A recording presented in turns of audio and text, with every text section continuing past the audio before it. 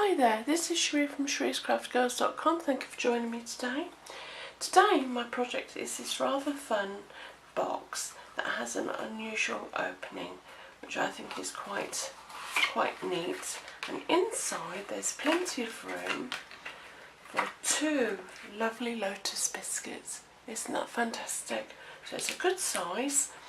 You can shorten the flaps on the top, but I just left them like that. And then you just cross them over and tuck them in. So to make that, you're going to need a piece of cardstock that measures 10 inches by 10 inches. I'm using Blooms and Bliss. I think that it's such a pretty paper, and it's very easy. You do have a lot of waste on this, unfortunately, but you can keep the corners to do some punching up with some butterflies or some flowers. So don't waste them. So taking your scoring board, you are going to score at 3 inches, 3.5, 6.5 and 7, and turn it round and do exactly the same measurements again. So it's 3.5, 3.5, sorry, 3, 3.5, 6.5 and 7. Okay, pop your scoring board out of the way, and taking the steel rule and a pencil, and on the wrong side, now it doesn't matter which two you choose, but they must be the opposites. Okay, so let me just zoom out a little bit. So if you mark this one, you're going to mark this one. If you mark this one, you're going to mark this one. So we're just going to find the centre point of the square. So you're going to go from the corner. You've got your two score lines coming down, which forms a very narrow rectangle. You're going to go from the corner to that, to the outer corner, and on the opposite side exactly the same. So corner to outer edge, and just draw a gentle line, and the same the other way, from that corner to, gosh, I can't see, to the outer edge, just very gently, because you're going to cut this triangle away, and then do exactly the same on the opposite side. So you're going from corner to outer edge. Oh, that wasn't very neat, was it? Should we try that again? There we go. And the corner, which I can barely see, excuse me just for a second, there we go. So corner to outer edge. And what you're going to do there is where the 2 points meet, that is the piece you're going to cut away. So just come from the edge.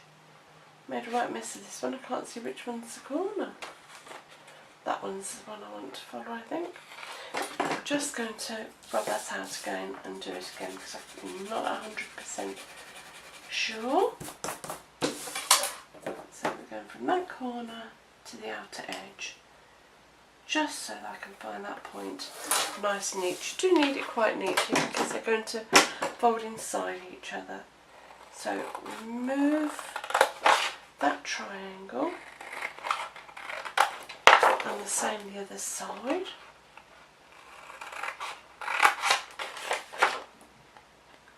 Take that nice and neatly away.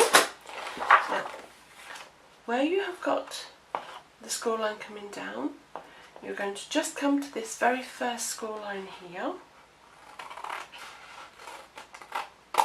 The same with the score line that makes this little rectangle. I think I made it this side so I can see it neater. So just come down to the first score line, turn it round, remove as neat as you can along that score line, remove that square completely. And this is what I say, don't throw this away, because you can use this on for a label or punching out something else, so don't throw it away. Remove the little rectangle, this one you're going to come right the way down to the second score line and just remove the rectangle, so you're left with a little box. So come along that square and you're going to come down to the second score line and down to the second score line, and you're going to come from this point right the way down to the first score line, and you're going to remove that box completely and just remove the rectangle, which leaves your square there. So when you come to the point, you're only going to come down to the first score line, and again up this score line, but only to the first score line. Turn it around, remove the square completely and the rectangle. Then you're going to come the next score line, you're going to come right the way down to the second score line and remove the rectangle, but keep the little tab. So along the square to the next score line, come right the way down to the second score line, and again repeat on that score line. Remove your square completely and the rectangle that's just hanging in there from your point. Am I on? Yes, I am. From your point, just come right the way down to the first score line. Nearly cut it off completely. So you're left with a shape like that. You see that okay? Like so. Now you can do your folding and burnishing. So come in and fold those score lines and burnish them nice and crisply right the way around.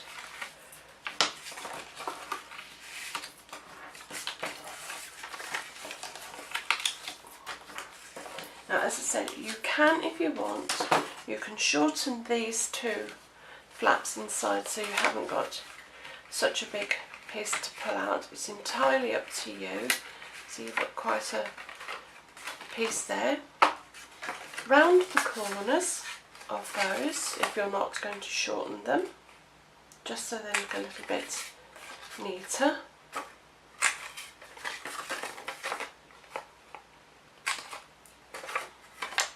I think what I might do actually is, taking a 3/4 inch circle punch, I'm just going to put a little thumb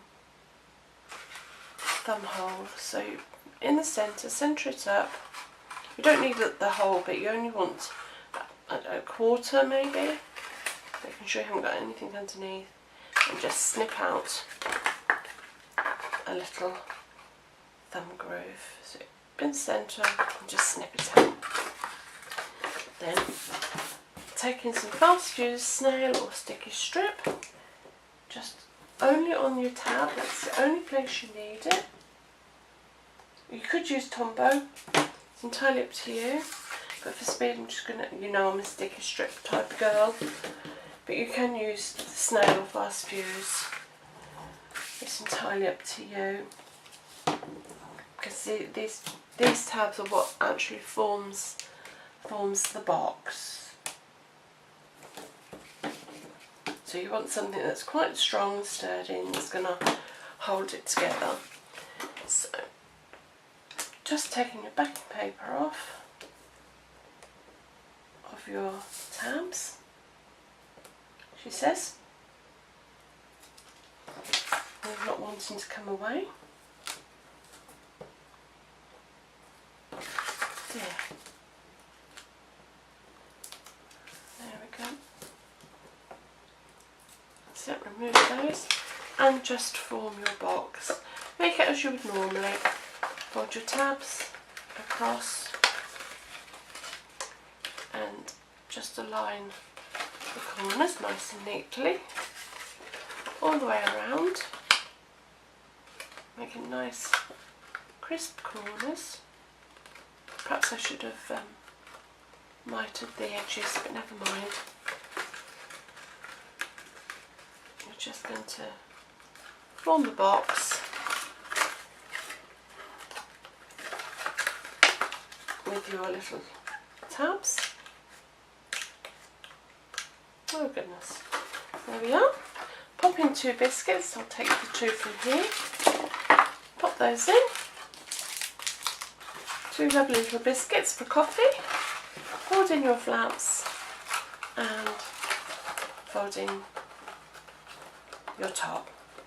And I think that is lovely. But just to finish it off with the Petite Petal sponge, I'm going to punch out one from Very Whisper White and one from Sugar Plum, because I think they match the colours beautifully. And then I'm just going to pop a glue dot, one on top of the other. So we'll have the Sugar Plum on top, I think. Pop in, slightly offset on the whites,